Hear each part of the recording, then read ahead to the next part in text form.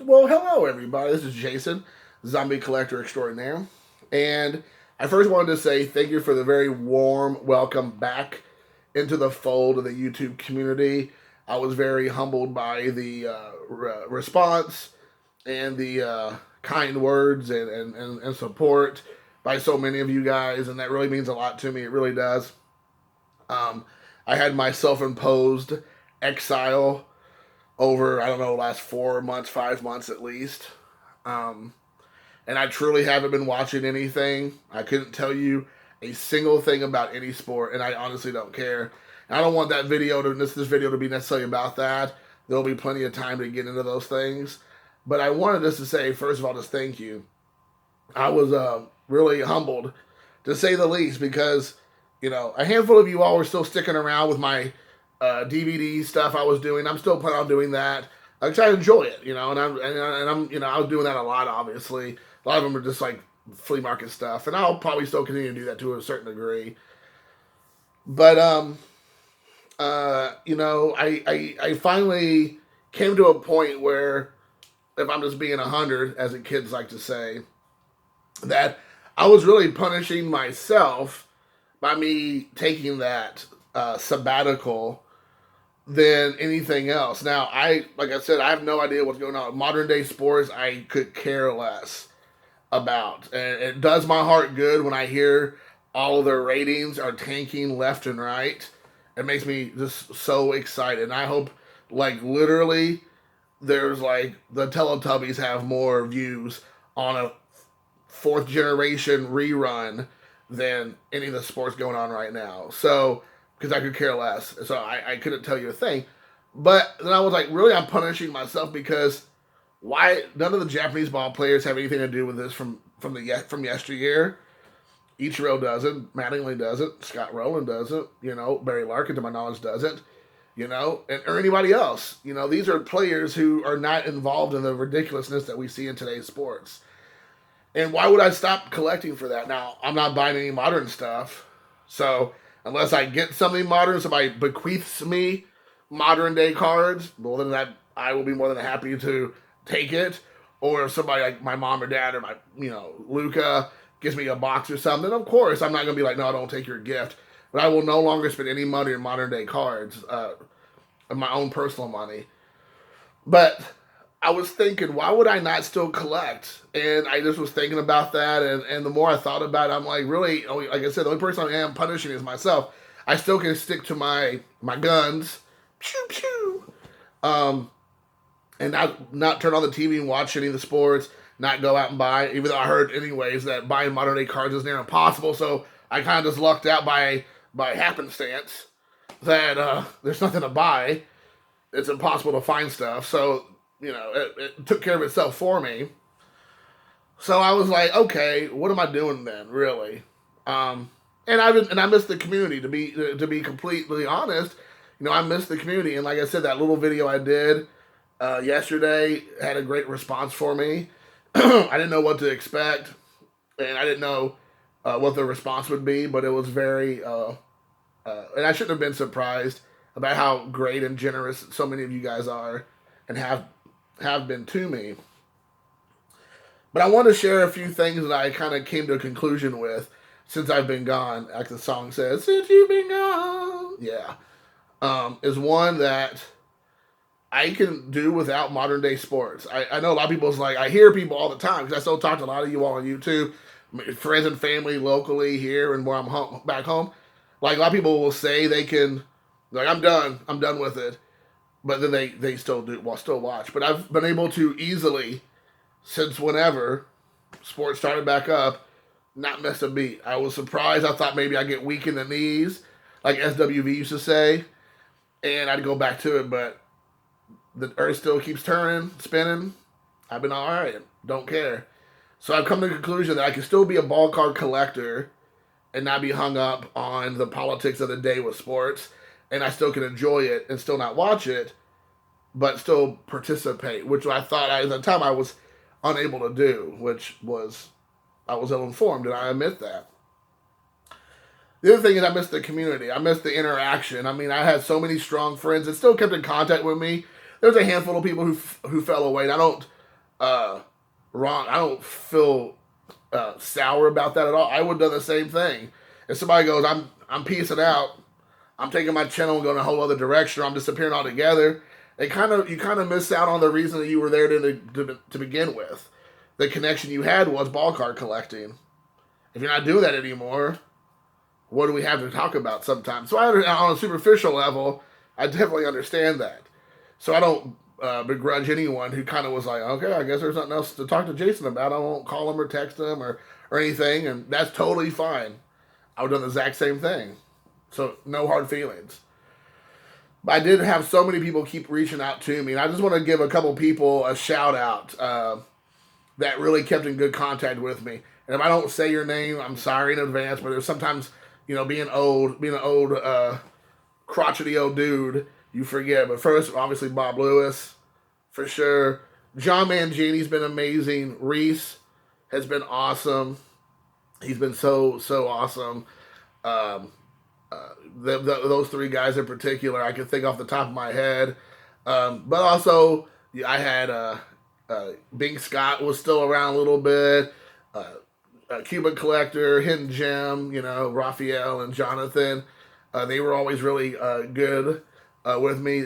Caesar, Pinot Man, would reach out on an occasional basis, which was really cool. I appreciate that. Xavier Snoop, he'd reach out to me, which was cool once in a while. Just shoot me a funny meme or just a quick message. So I appreciate that from Snoop. And so I'm trying to think about it, but I think those are some of the main guys. Of course, Sean Steele II, he's like essentially almost a glorified neighbor at this point. Him and I hung out quite a bit. Mark from Kentucky, Mark Stowe Sports. I talked to them Mark from Kentucky I talked to on a regular basis. Mark Stowe Sports, we've had quite a few combos.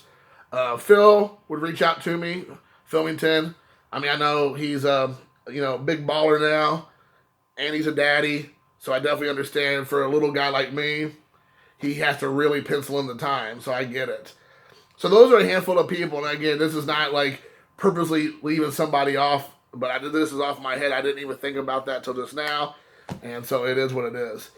The other thing is I want to make a public proclamation. If you've been around my channel for the years, you'll know that if I ever am mistaken and I've made a mistake or said something, I'll publicly put myself back in a spot to say I'll apologize. Or if it's not an apology type of thing, I just say, I was wrong or I was short-sighted. In this case, there's probably some truth to some of what I just said. But as you all know, there was no love lost between me and Mike Moynihan, baseball collector. And I don't like him, and I think by me not liking him, he didn't like me. And it is what it is. But a couple months ago, I kept getting this on YouTube saying, recommendation. And I was like, bench clear, what is this? And I had heard through the grapevine he had left and joined some YouTube channel, and I didn't know much about it or whatever, but I was like, all right, whatever it is what it is, because I wasn't following his channel at all. And so I went to it, and it was somebody else, I believe. I don't even think it was his channel at first. And but I've talked to quite a few people. I'm kind of surprised that the people I talked to, not a lot of them are watching Bench Clear, and in particular Mike stuff.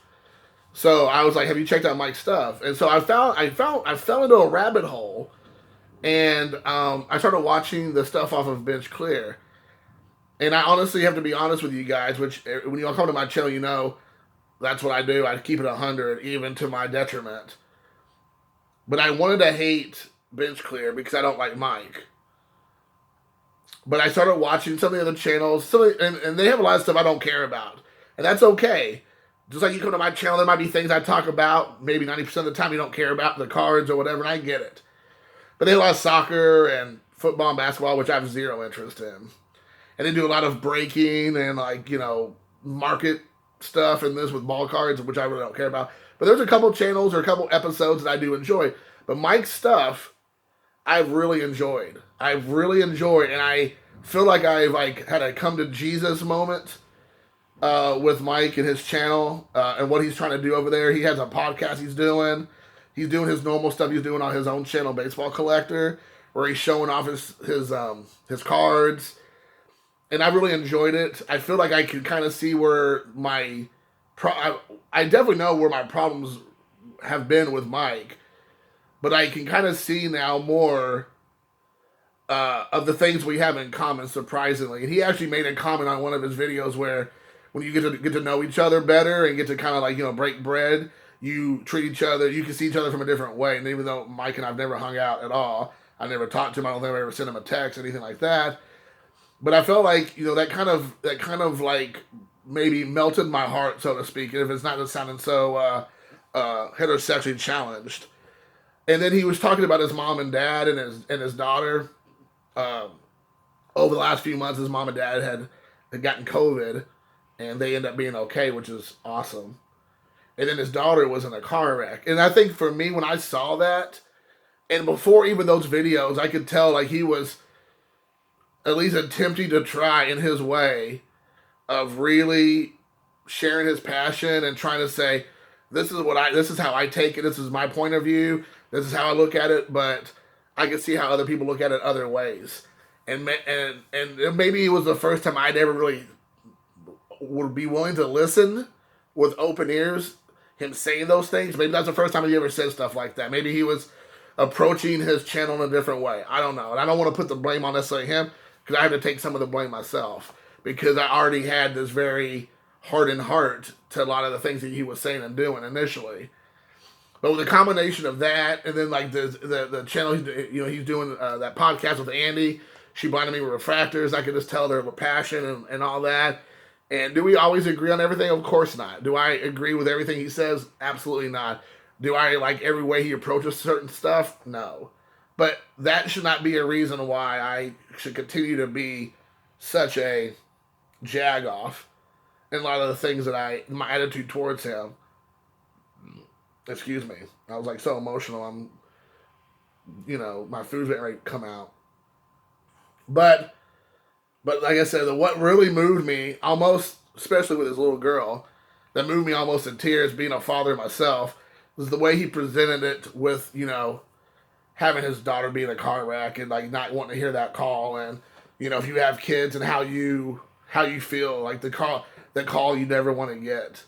And if you do get it, like what you're getting ready to hear on the other end of that phone. And man, that was pretty powerful, dude. I gotta say, I mean, that was like my literal, like, the Dr. Seuss with a heart when it was like, two sizes too small or whatever. That really got me like completely like changed my approach to everything. And then I kind of looked at things through different, different shaded glasses more than my big old thick bifocals are in now. So I just want to publicly say that I do, for my part, for whatever I've done over the last couple years, which I'm sure feels like an eternity for him maybe in some ways. I wanted to say I apologize. First of it was just a difference of opinion, and it turned into more than that. And by no means have you been innocent in any of this. So I'm not trying to make it sound like I'm taking full responsibility for the whole entire debacle. But I take responsibility for my part, and I do apologize. Hopefully you'll accept the apology. I'm not asking us to sit in a circle together singing Kumbaya per se or necessarily, but I'm man enough to admit that, hey, for my part, I do apologize for the back and forth over the better part of probably 2 years, at least. But I'm gonna definitely approach things differently, and that's what I said yesterday in my little video. Like I feel like there's a little bit of a change in Jason in some respects. I'm still gonna be salty. Blue Jacket 66, I feel like has like the mature version of salt. I have the immature version of being salty. I like his style. He's more intellectual in his salt as he sprinkles it across his videos. Mine's more like a dumpster fire of salt that I just like to just kick open the doors and just let all the salt fall into my videos. But anyways, man, so Mike, I hope you accept my apology. And if you don't, that's fine. I clean my hands of it. and hopefully we can move forward. And that's also to everybody else I want to say who have reached out to me and wanted me, and I fell victim to this before, getting all riled up with some of the stuff that he would say and do. So if you don't like Mike, that's fine. Don't bring it to me to have me be your, hammer, your battering ram against him. I'm done with those things. A lot of it had to do with me, but a lot of it had to do with other people to try to use me as that ability because they know I'm not scared, just to mix it up. So I just want to say I apologize. I absolutely, completely support what I see Bench Clears doing. Awesome channel. The guys behind it seem like good, genuine dudes, and that's all I care about. And I hope them the much success, and I hope they continue to grow in whatever that their future is. I hope they continue to hit those goals. And if you have not checked them out, give them a check out, because really they have a little bit of everything. I mean, honestly, if you don't like something, wait for another video. You probably would like that. And I'm not even kidding you. Like, there's so much stuff over there.